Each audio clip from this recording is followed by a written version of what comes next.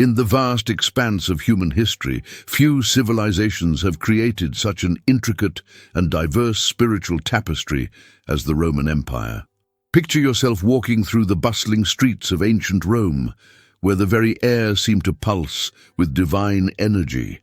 Every crossroad, every household, every significant moment in life was touched by the sacred. The Romans lived in a world where the boundary between the mortal and divine realms was remarkably thin, where gods and spirits were believed to be active participants in daily life. This was an empire where religion wasn't merely a set of beliefs, but rather an intricate dance between political power, social identity, and personal devotion. From the grandest temples towering over the Forum Romanum to the humble household shrines tucked away in the smallest apartments, sacred spaces permeated every aspect of Roman life. Imagine the smoke of countless offerings rising from thousands of altars across the empire. From the misty shores of Britannia to the sun-baked deserts of Egypt, each prayer and ritual contributing to a vast symphony of spiritual devotion. The religious landscape of Rome was extraordinarily dynamic, constantly evolving as the empire expanded. As Roman legions marched across continents, they encountered new gods, new mysteries, and new ways of understanding the divine. Rather than rejecting these foreign deities, Rome exhibited a remarkable capacity for religious absorption and adaptation. Egyptian Isis, Persian Mithras, and countless local deities found new homes alongside Jupiter, Juno, and Mars in the expanding Roman pantheon. This was a world where religion served multiple purposes simultaneously. For the state, it was a powerful tool of unity and control, binding together diverse populations under a common sacred canopy. For the wealthy and powerful, religious offices provided paths to political influence. For merchants and craftsmen, it offered divine protection for their endeavors. For slaves and the poor, mystery cults provided hope and the promise of personal transformation. The streets of Roman cities were alive with religious activity. Processionals wound their way through crowded streets, incense wafted from temple doorways, and the sounds of hymns and prayers created a constant sacred soundscape. Public festivals marked the rhythm of the year, while private rituals marked the significant moments in individual lives. This was truly a world where the sacred and secular were inseparably intertwined, where divine guidance was sought for everything from matters of state to personal relationships. Perhaps most remarkably, this complex religious ecosystem managed to function with a degree of tolerance that would seem foreign to many later periods of history. While the Romans could be brutally intolerant of religions they deemed threatening to public order, they generally allowed a wide range of beliefs and practices to coexist.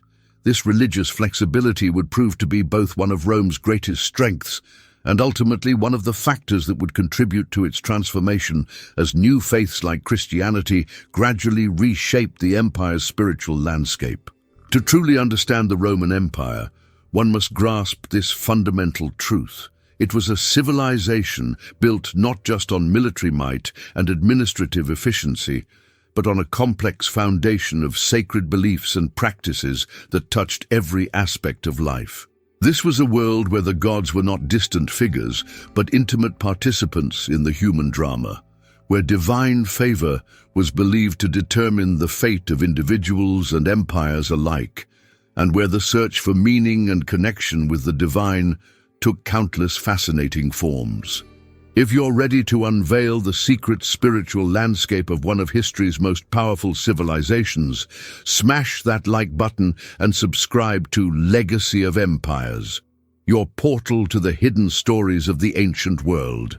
The religious landscape of ancient Rome presents us with one of history's most fascinating examples of religious pluralism and adaptation. Unlike the straightforward religious systems we often encounter in historical narratives, Roman religion was an intricate tapestry woven from countless threads of belief, practice, and tradition. This was a world where religious innovation constantly merged with ancient customs, creating an ever-evolving spiritual ecosystem that served both divine and practical purposes. At the heart of Roman religious life stood the traditional pantheon, a sophisticated network of deities who governed every aspect of existence. Jupiter, the sky father and king of the gods, stood supreme atop the Capitoline Hill, watching over Rome with his thunderbolt in hand. Mars, once primarily a god of agriculture, evolved into the divine patron of Rome's military might, his temples serving as both religious sanctuaries and celebrations of Roman martial prowess. Venus, ancestress of the Roman people through her son Aeneas, embodied not just love and beauty, but also Rome's divine destiny. These gods were not distant figures, but practical partners in daily Roman life.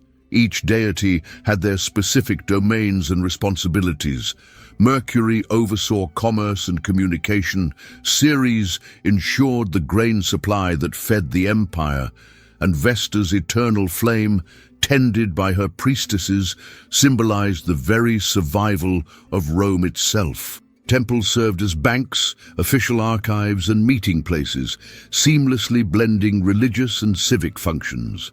The priesthoods that served these gods were not cloistered holy men, but prominent citizens, often senators and politicians, who saw religious and political service as two sides of the same coin. The practical nature of Roman religion manifested in its ritual calendar, which structured both religious observances and civic life. Every significant political action, military campaign, or public assembly began with careful attention to religious ritual. Augurs would read the flight of birds or examine animal entrails to determine if the gods favored proposed actions. This wasn't mere superstition, but a sophisticated system of public decision-making clothed in religious authority. The development of the imperial cult marked a revolutionary transformation in Roman religious thinking. Beginning with the deification of Julius Caesar and reaching its full development under Augustus and his successors, this practice elevated Roman emperors to divine status. This was more than mere flattery. It was a brilliant innovation that provided religious legitimacy to political authority. Temples to the divine emperors dotted the landscape from Britain to Egypt, serving as focal points for expressing loyalty to Rome through religious devotion. The genius of Roman religion lay in its remarkable adaptability. As Rome expanded, it encountered countless local deities and religious practices. Rather than suppressing these beliefs, Rome typically incorporated them into its religious framework. Foreign gods could be equated with Roman deities, Egyptian Isis with Ceres, or Celtic Sulis with Minerva, creating a complex system of religious interpretation that helped bind the empire together. This process, known as interpretatio Romana, allowed conquered peoples to maintain their traditional beliefs while simultaneously participating in Roman religious life. The Roman approach to religion was fundamentally practical and contractual. The phrase, "do ut des," I give so that you may give, captured the essence of Roman religious thinking, a reciprocal relationship between humans and gods. Proper ritual observance, not personal belief or moral behavior, was the key to maintaining divine favor. This pragmatic approach allowed for remarkable religious tolerance, as long as participants maintained public order and participated in the crucial rituals of state religion. This religious landscape was further enriched by the presence of numerous priesthoods and religious colleges. The Vestal Virgins maintained Rome's sacred flame. The Pontifex Maximus oversaw the state religion, while the Arval brothers performed ancient agricultural rites crucial to Rome's prosperity. These religious offices were not merely ceremonial, but carried significant political and social influence, forming an integral part of Rome's power structure. The diversity and flexibility of Roman religion created a spiritual environment unlike anything in the modern world. It was a system that successfully balanced tradition with innovation, public ceremony with private devotion, and political necessity with genuine religious feeling. This complex religious ecosystem would prove remarkably durable, sustaining the empire for centuries while continuously evolving to meet new challenges and incorporate new ideas. Beneath the grand temples and public rituals of official Roman religion lay a fascinating spiritual underground, the mystery cults. These secretive religious movements offered something the state religion could not: personal transformation, emotional fulfillment, and the promise of a blessed afterlife. While public religion focused on collective welfare and civic duty, mystery cults spoke to individual spiritual needs and deepest human longings. The mystery cults gained their name from the Greek word mysteria, referring to secret rituals and teachings revealed only to initiated members. Unlike public Roman religion, where rituals were performed openly and religious knowledge was freely available, mystery cults required elaborate initiation ceremonies and sworn oaths of secrecy. This very secrecy enhanced their appeal. The promise of hidden wisdom and privileged divine knowledge proved irresistible to many Romans across all social classes. Among the most prominent was the cult of Isis, which spread from Egypt throughout the empire. Isis offered something revolutionary: a personal relationship with a caring, maternal deity who promised to guide and protect her followers through life and death. Her initiates underwent dramatic ritual ceremonies simulating death and rebirth, emerging transformed with the promise of divine protection and post-mortem salvation. The goddess's appeal was particularly strong among women, though men too were drawn to her mysteries. The Persian god Mithras commanded an equally devoted following, especially among Roman soldiers and merchants. Mithric temples were deliberately built underground, creating atmospheric spaces where initiates participated in torch-lit ceremonies and shared sacred meals that reinforced their brotherhood. The cult's 7 levels of initiation provided a clear path of spiritual advancement, while its emphasis on courage, loyalty, and moral virtue resonated strongly with Roman military values. From Anatolia came the deeply emotional cult of Cybele, the Great Mother, and her consort Attis. Their spring festivals featured frenzied music, ecstatic dancing, and dramatic reenactments of Attis's death and resurrection. The cult's priests, known as Galli, were famous for their extreme devotion, sometimes culminating in ritual self-castration in imitation of Attis. While such practices shocked conservative Romans, the raw emotional power of Cybele's worship attracted many seekers. The Eleusinian mysteries, imported from Greece, promised initiates a blessed afterlife through participation in secret rites involving the goddess Demeter and her daughter Persephone. These ceremonies, performed at night in torch-lit sanctuaries, included dramatic reenactments of Persephone's journey to the underworld, powerful psychedelic experiences induced by a sacred drink called kykeon, and the revelation of holy objects whose nature remains unknown to this day. What united these diverse cults was their promise of personal transformation and direct divine experience. Initiates often underwent periods of fasting, purification, and instruction before participating in dramatic ceremonies involving music, incense, sacred dramas, and possibly mind-altering substances. These experiences created powerful emotional bonds between cult members and their chosen deity, offering a depth of religious experience rarely found in traditional Roman religion.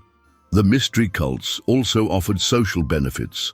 They provided supportive communities where members could form close bonds, transcending normal social boundaries.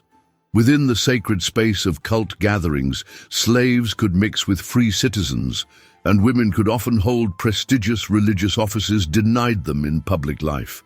This egalitarian aspect helped spread these cults throughout all levels of Roman society. Despite periodic suspicion from authorities, mystery cults generally flourished because they didn't challenge the existing religious order.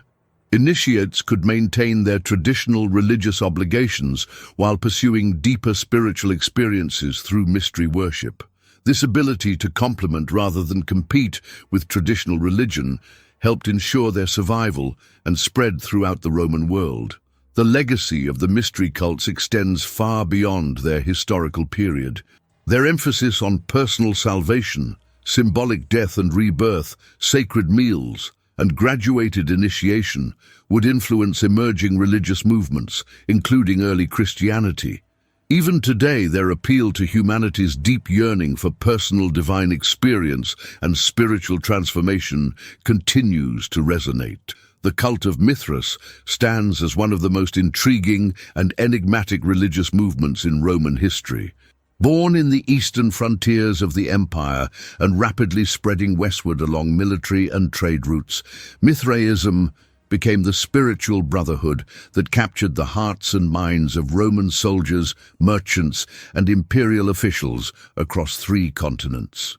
At the heart of Mithric worship lay the Tauroctony, the central icon depicting Mithras slaying the cosmic bull. This powerful image, replicated in every Mithric temple, represented far more than a simple act of sacrifice. It embodied profound astronomical symbolism, with the bull's death representing the creation of the universe itself. The scene was rich with additional symbols: a dog and snake leaping toward the bull's wound, a scorpion grasping its genitals, and a raven overseeing the cosmic drama. Each element carried deep symbolic meaning, understood only by initiated members. The physical spaces of Mithraic worship were themselves laden with meaning. Unlike the open temples of traditional Roman religion, Mithraic sanctuaries were deliberately built underground or designed to simulate cave-like environments. These Mithraea were intimate spaces, typically accommodating no more than 30 or 40 worshippers at a time. Their walls were often painted with cosmic imagery, and their ceilings sometimes dotted with stars, creating a microcosm of the universe within which initiates would experience their mysteries.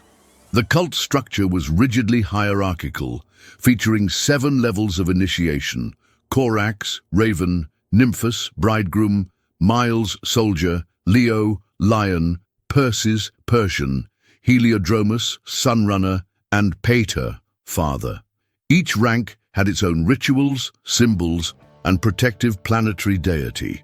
Progression through these grades involved challenging initiation ceremonies, though their exact nature remains largely unknown due to the cult's strict code of secrecy. We know from archaeological evidence that these rituals might have included tests of physical endurance, symbolic death, and rebirth experiences, and possibly ritual combat. What made Mithraism particularly appealing to Roman soldiers was its emphasis on masculine virtues: courage, loyalty, discipline, and brotherhood. The god Mithras himself was portrayed as a young, powerful figure, often depicted in Persian dress, representing the ideal of youthful, masculine vigor. The cult's exclusive male membership created a powerful sense of brotherhood, reinforced through shared ritual meals that recalled Mithras's mythical banquet with Sul, the sun god. These sacred meals were central to Mithraic practice. Initiates would recline on raised platforms along the sides of the Mithraeum, sharing food and wine in a ceremony that strengthened their bonds of brotherhood while commemorating their god's cosmic achievements. The remains of animal bones and drinking vessels found in Mithraea suggest these meals were significant social as well as religious events. The cult's appeal extended beyond its religious aspects. For soldiers posted to distant frontiers, the Mithraea provided familiar spiritual homes wherever they were stationed. Merchants found in Mithraic brotherhood valuable commercial networks, while government officials discovered useful political connections. The cult's emphasis on loyalty and secrecy made it particularly attractive to those in positions of power and responsibility. Mithraism's organizational structure mirrored that of the Roman army, with its emphasis on hierarchy, discipline, and brotherhood. This parallel structure made it particularly comfortable for military men who could find in their religious practice the same values they lived by in their professional lives. The progression through initiatory grades offered a form of advancement and recognition that complemented military promotion. Archaeological evidence reveals fascinating details about Mithraic practices. Temples often included complex systems of light and sound effects, suggesting dramatic ceremonial experiences. Some Mithraea were designed so that sunlight would illuminate the tauroctony on significant dates, while others show evidence of hidden chambers from which priests might have performed miraculous appearances during rituals. The cult's sophisticated theological system incorporated elements of Platonic philosophy, astrology, and Persian religious traditions.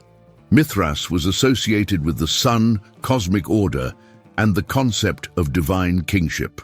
Initiates learned complex cosmological teachings about the soul's journey through the planetary spheres and its ultimate salvation through Mithraic mysteries.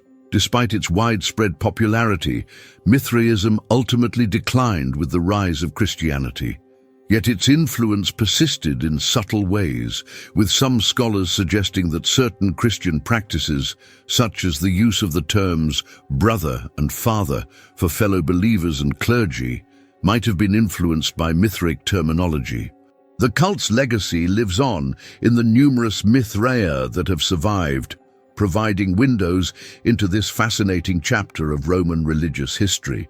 The arrival of Eastern religions in the Roman Empire marked one of the most profound social and spiritual transformations in ancient history. As Rome's borders expanded eastward, a wave of new religious ideas swept westward, bringing with them revolutionary concepts that would reshape the very fabric of Roman society. Unlike traditional Roman religion, with its focus on public ritual and civic duty, these Eastern faiths offered deeply personal spiritual experiences that spoke directly to individual hearts and souls. The cult of Isis exemplified this transformative power. Originally an Egyptian goddess, Isis became one of the most beloved deities throughout the Roman world. She presented herself as a universal goddess who listened to the prayers of all people, regardless of their social standing. Her temples became havens where the rigid social hierarchies of Roman society temporarily dissolved. Here, a slave could stand beside a noble woman, both equal in the eyes of their divine mother. Isis's priests proclaimed that she valued personal devotion over social status, a radical concept in status-conscious Rome. These Eastern religions introduced something unprecedented: the concept of personal choice in religious matters. Traditional Roman religion was largely inherited and tied to one's place of birth and social position, but Eastern cults offered individuals the power to choose their spiritual path. This religious self-determination was particularly appealing to women, who found in these cults opportunities for religious leadership and spiritual autonomy denied them elsewhere in Roman society. The social impact was profound. Eastern cults created new communities that crossed traditional social boundaries. In the temples of Isis, the sanctuaries of Syrian gods, or the shrines of Cybele, people from different social classes, ethnic backgrounds, and geographic origins could meet as spiritual equals. These religious communities provided support networks, particularly valuable for society's marginalized members. Slaves could find dignity, women could exercise leadership, and foreigners could find acceptance. The emotional depth of Eastern worship also represented a dramatic departure from traditional Roman practice. Where Roman religion emphasized correct ritual performance, Eastern cults encouraged emotional engagement with the divine. Their ceremonies featured music, dance, and dramatic performances that created immersive spiritual experiences. Followers might spend nights in temple dormitories, seeking divine dreams or visions. These practices offered psychological and emotional outlets largely absent from traditional Roman religion. The Syrian gods brought their own revolutionary elements to Roman society. Deities like Jupiter Dolithinus attracted devotees from all social classes, creating communities where merchants could mingle with aristocrats, united by shared religious experiences. The Syrian sun god Elagabal briefly became the empire's supreme deity under Emperor Elagabalus. demonstrating how Eastern religions could challenge even the highest levels of Roman religious authority.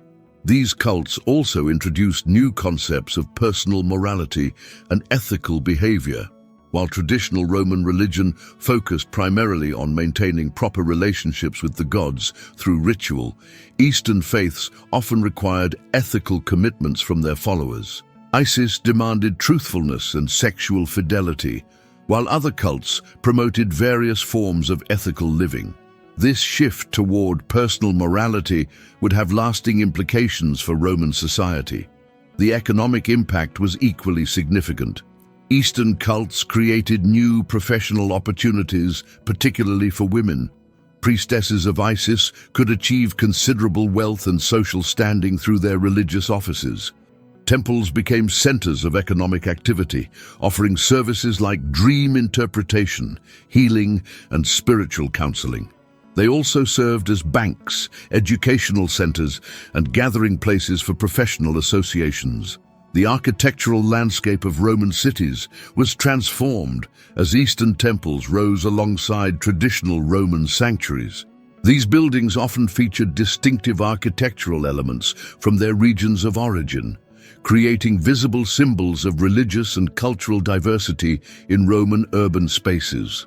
The sounds of Eastern languages, music, and ritual ceremonies became part of daily urban life. Perhaps most significantly, these Eastern religions helped prepare Roman society for even more dramatic religious changes to come. Their emphasis on personal salvation, ethical living, and universal divine love created cultural patterns that would later facilitate the spread of Christianity. They demonstrated that Roman society could accommodate profound religious innovation while maintaining social stability. These cults also introduced new concepts about death and afterlife that differed markedly from traditional Roman views. Many offered specific promises about the afterlife and techniques for ensuring a blessed existence after death. This focus on personal immortality and posthumous salvation represented a significant shift from traditional Roman attitudes toward death and the afterlife. The lasting legacy of these Eastern religions lies not just in their spiritual innovations, but in their demonstration that religious institutions could serve as engines of social change. They showed how new religious ideas could create new social possibilities, breaking down traditional barriers and offering alternative ways of organizing human communities.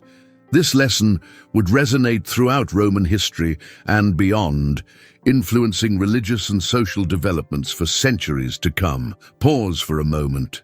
Which of these ancient spiritual practices intrigues you most? Drop a comment below and share your fascination. And if you're loving this journey through time, like the video and subscribe to the Legacy of Empires channel. The story of Christianity in the Roman Empire represents one of history's most remarkable transformations. Beginning as an obscure Jewish sect in a remote corner of the empire, Christianity would ultimately reshape the entire Roman world, fundamentally altering how people understood their relationship with the divine, their place in society, and the very nature of political power. Christianity's early years in Rome were marked by suspicion and periodic persecution.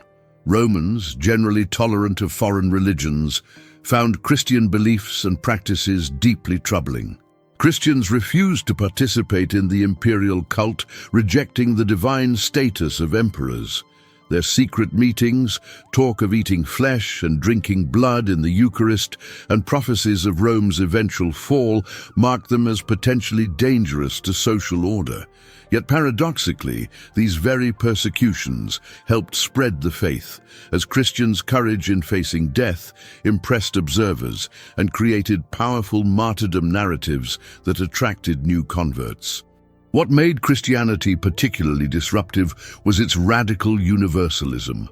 While other cults might welcome various social classes, Christianity explicitly declared that in Christ there was neither Jew nor Greek, slave nor free, male nor female.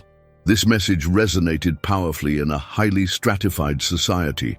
Christianity offered dignity to society's lowest members, declaring that slaves and nobles were equal in God's eyes.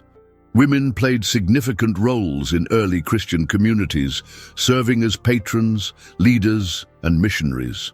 The religion's organizational structure proved remarkably effective. Christian communities were interconnected through networks of correspondence, mutual aid, and shared leadership. Local churches were led by bishops who maintained contact with other Christian communities across the empire. This organization helped Christianity spread rapidly along trade routes and through urban centers, creating a vast support network that helped believers survive persecution and aided conversion efforts. Christianity's intellectual engagement with Greco-Roman culture proved crucial to its success. Early Christian thinkers like Justin Martyr, Origen, and Augustine used Greek philosophical concepts to articulate Christian theology in terms educated Romans could understand. They presented Christianity not as a rejection of classical culture, but as its fulfillment, arguing that Greek philosophy had prepared the way for Christian truth. This intellectual sophistication helped Christianity appeal to Roman elites. The faith offered powerful answers to existential questions that troubled many Romans.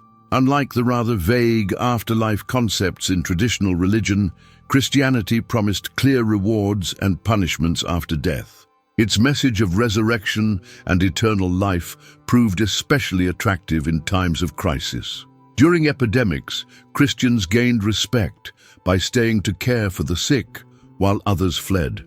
Their strong sense of community and mutual support helped members survive economic hardships. A crucial turning point came with Constantine's conversion in 312 CE. Though the exact nature of his conversion remains debated, its effects were revolutionary.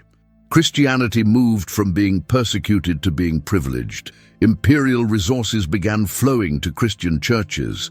Christian bishops gained legal and political authority. The religion's organizational structure, developed during centuries of unofficial existence, proved well suited to partnership with imperial power. Yet Christianity's triumph wasn't simply imposed from above. By Constantine's time, Christians may have comprised 10% of the empire's population, with higher concentrations in urban areas. The religion had already penetrated all social classes, including the imperial court. Constantine's conversion accelerated existing trends rather than creating them. The Christianization of Rome produced profound social changes. Traditional Roman virtues were reinterpreted through Christian lenses. Charity became a central social virtue. Sexual ethics were transformed, with Christian emphasis on monogamy and sexual restraint gradually becoming social norms. The church became a parallel power structure, with bishops wielding both spiritual and temporal authority.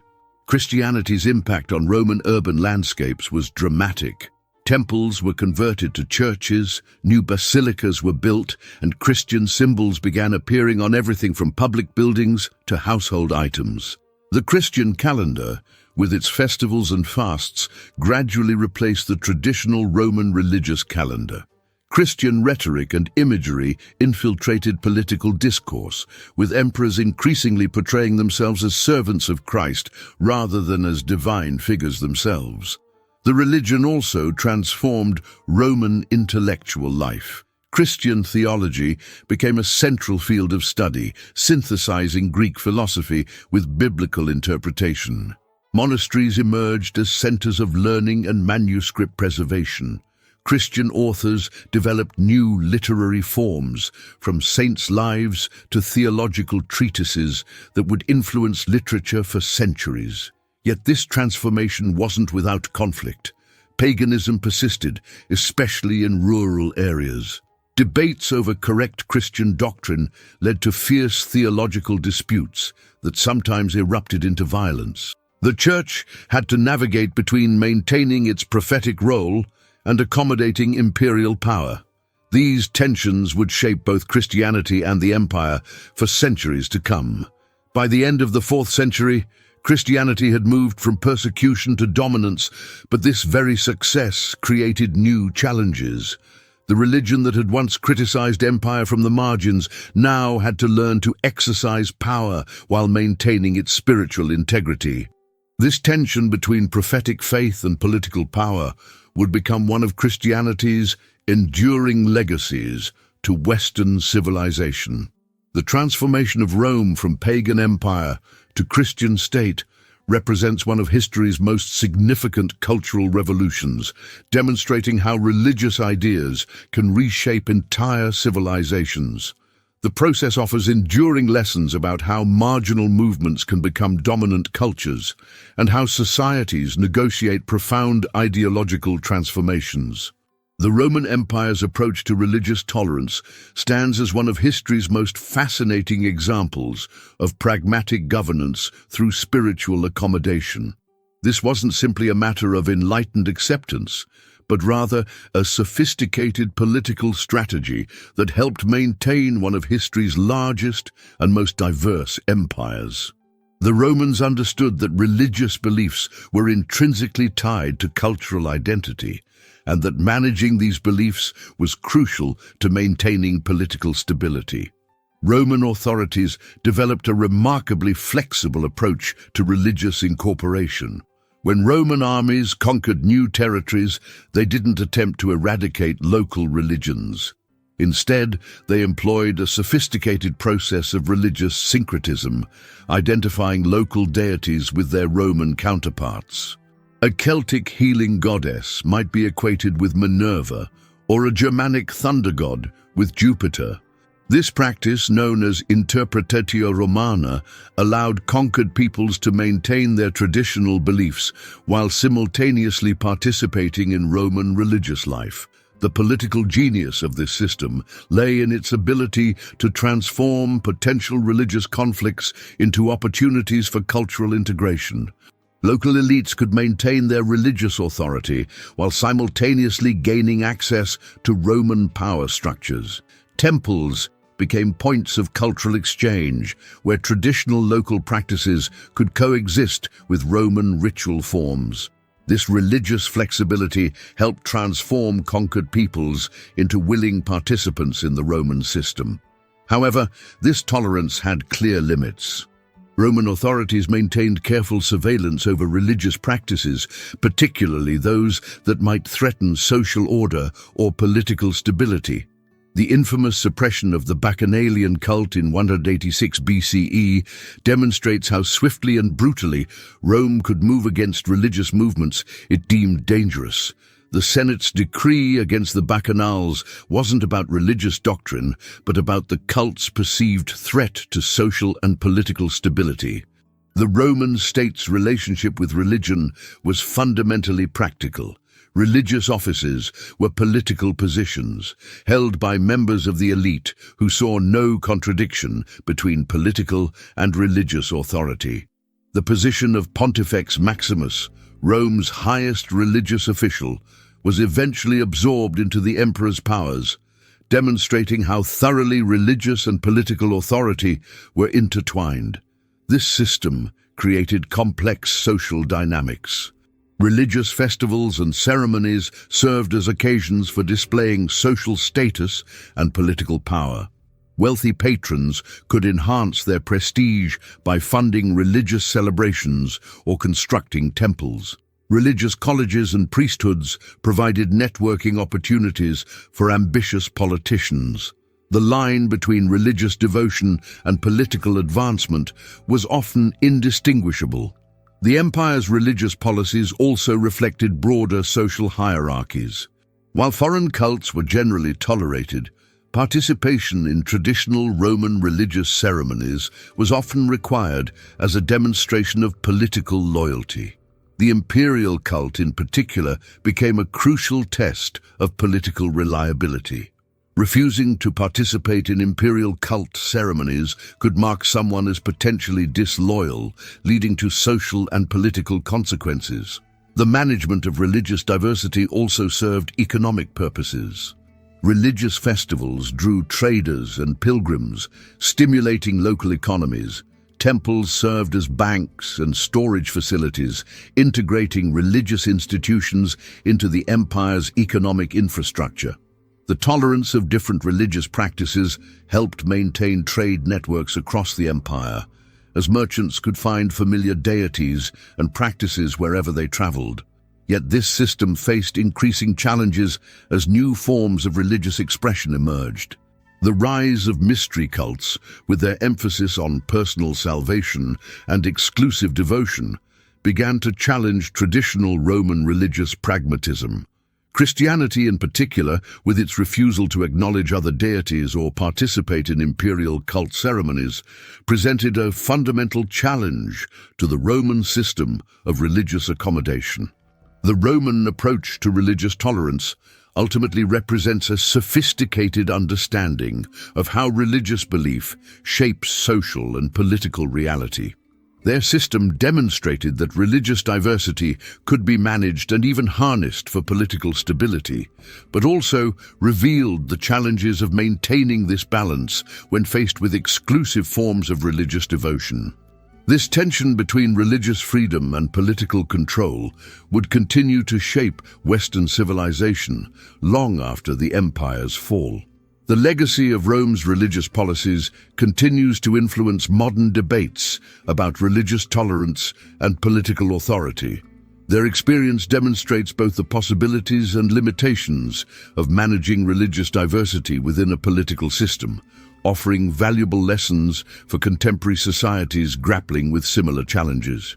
The spiritual landscape of ancient Rome offers us more than just historical curiosity. It provides profound insights into humanity's eternal quest for meaning and connection. As we draw our exploration to a close, we find ourselves confronting timeless questions that bridge the millennia between their world and ours. The Roman spiritual journey mirrors our own ongoing search for understanding in a complex and often mysterious universe. The remarkable religious diversity of Rome reminds us that humans have always sought multiple paths to understanding the divine. Just as Romans found meaning in both traditional state ceremonies and deeply personal mystery cults, today's spiritual seekers often combine elements from various traditions in their quest for understanding. The Roman ability to maintain multiple religious identities simultaneously perhaps speaks to our own modern spiritual fluidity, where individuals increasingly craft personal spiritual narratives from diverse sources. Consider how the Roman emphasis on practical spirituality continues to resonate. Their belief that divine forces could be approached through correct ritual and procedure finds echoes in contemporary mindfulness practices and structured spiritual exercises. The Roman understanding that religion must serve both personal and communal needs remains relevant as modern societies struggle to balance individual spiritual freedom with collective harmony. The mystery cult's promise of personal transformation and direct divine experience speaks to an eternal human yearning that continues today. Their emphasis on initiation, gradually deepened understanding, and transformative spiritual experiences mirrors modern spiritual movements that promise personal growth and enlightenment.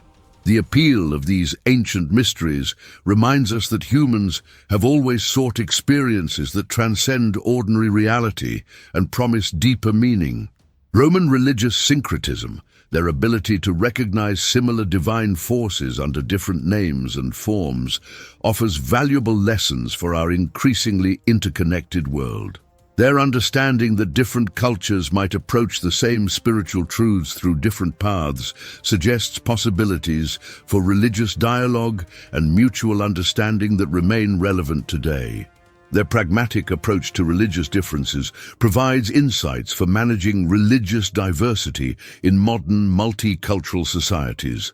The role of religion in Roman social and political life illuminates ongoing questions about the relationship between spiritual and secular authority. Their experience with the imperial cult's attempt to sacralize political power and the eventual challenges posed by Christianity's alternative vision speaks to contemporary debates about religion's role in public life. The tension between spiritual authority and political power remains as relevant now as it was then. Perhaps most significantly, the Roman religious experience reminds us that spirituality is inevitably intertwined with every aspect of human life. Just as Roman religion encompassed everything from personal devotion to public ceremony, from philosophical contemplation to practical problem-solving, today's spiritual questions touch every aspect of human existence. Their understanding that the sacred and secular are ultimately inseparable offers insights for our own spiritual journeys. The eventual transformation of Rome's religious landscape through the rise of Christianity demonstrates how spiritual systems can evolve while maintaining connections to their roots. Many Christian practices and concepts emerged from dialogue with existing Roman religious ideas, showing how new spiritual insights often build upon, rather than simply replace, older traditions. This process of spiritual evolution continues in our own time as traditional religions engage with modern challenges and insights. Looking back across the centuries, we see in Roman religious life a reflection of our own spiritual questions and quests. Their search for meaning, their attempts to balance tradition with innovation, their desire for both personal transformation and social cohesion, these remain our challenges as well. The whispers of their ancient beliefs echo in our modern discussions about faith, meaning, and human purpose. As we conclude this journey through Rome's spiritual landscape, we're reminded that while the forms of religious expression may change, the fundamental human need for meaning and connection remains constant. The Romans' sophisticated approach to spiritual life, their ability to maintain both diversity and unity, and their integration of religious practice into every aspect of life, offer valuable perspectives for our own spiritual journeys. In the end, the story of Roman religion is our story, the human story of seeking meaning, building community, and reaching for understanding of our place in the cosmic order. Their struggles and insights continue to illuminate our own path as we navigate the eternal questions of existence and meaning. The spiritual tapestry they wove continues to be rewoven in each generation, incorporating new threads while maintaining connections to ancient patterns of human spiritual seeking. We've journeyed through the spiritual labyrinth of the Roman world, a realm more complex and fascinating than any Hollywood epic. If this exploration has sparked your imagination, smash that like button, share this video with history lovers, and comment on which cult or belief system fascinated you most. Subscribe to Legacy of Empires and hit the notification bell to join our next adventure through time.